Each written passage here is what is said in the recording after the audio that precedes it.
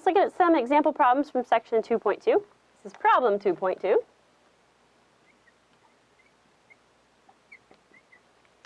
says find the resistance of a light bulb rated at 60 watts, 120 volts.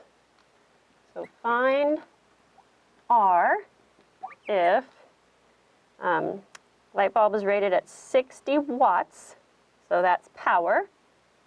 So our power is 60 watts, and our voltage is 120 volts. So this is a real light bulb that you have in your house. Well, it was. I guess now everything's going to the LED bulbs, but this is an old school light bulb. So recall that we learned from chapter 1 that P equals VI. I have P and V, so I can find I. I have 60 equals 120I, or I equals 0.5 amps, or 500 milliamps.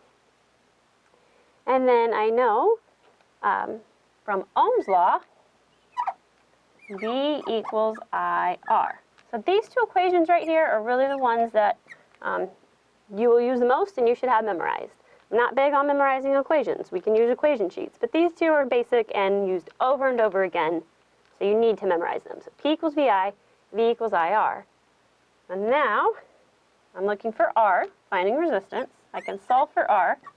R equals V over I. V is 120.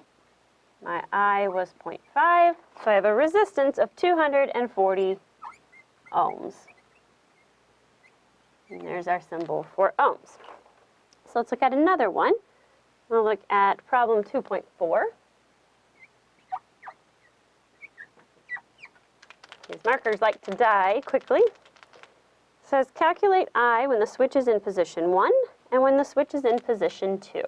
Let's draw the circuit. Resistor there. Switch.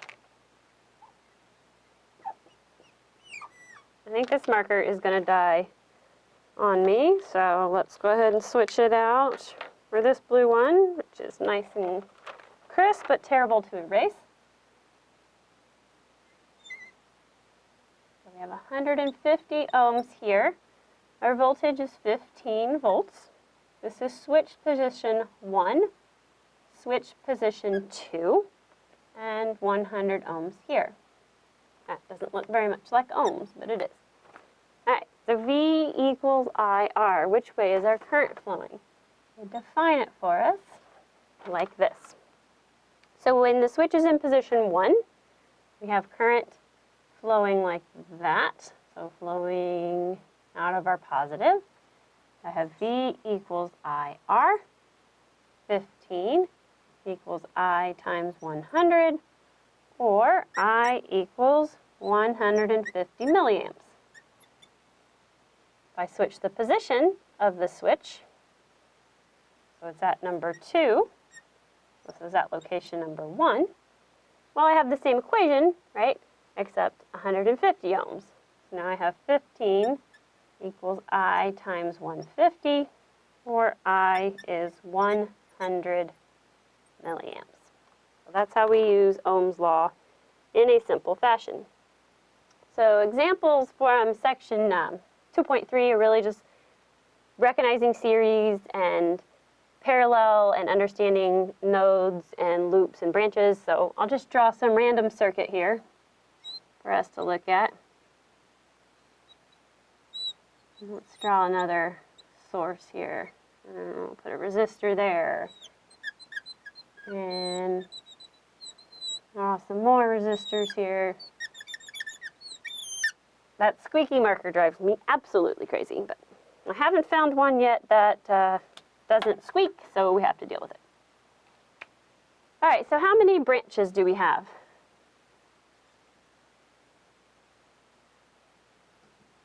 One, two, three, four, five, six, seven. 7 things in our circuit. We have 7 branches. What about our nodes? So a node is where anything meets. 1, 2, this is all 1, 3, here makes 4 right there makes 5. 5 nodes. What about our loops? We have 1, 2, 3. Then there's 1 right here with these 2, so that would be number 4, number 5, and then the whole thing would make number 6. We have 6 loops. How many independent loops? 3. 1, 2, 3. So there's 3 independent loops, loops that don't have any other loops within them. I'm going to clean up my loops a little bit so we can look at series and parallel without so much mess in our circuit here.